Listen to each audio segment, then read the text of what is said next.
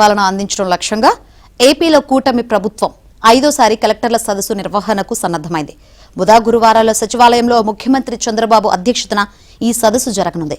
సుస్థిర అభివృద్ధి లక్ష్యాల సాధన, కలెక్టర్ల పనితీరు మదింపు, జిల్లాలు, పథకాల వారీగా ప్రజల అభిప్రాయాలను వెల్లడించడం ప్రధాన ఎజెండాగా సదస్సు నిర్వహిస్తారు. ఇవాళ ఉదయం 10 గంటలకు సదస్సు ప్రారంభం కానుంది.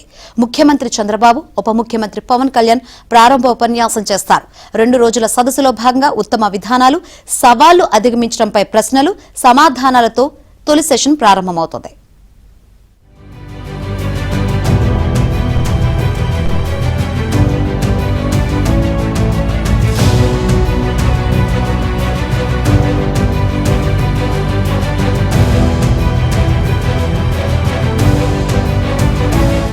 పాలన అందించడం లక్ష్యంగా ఏపీలో కూటమి ప్రభుత్వం 5వ కలెక్టర్ల సదస్సు నిర్వహణకు సన్నద్దమైంది.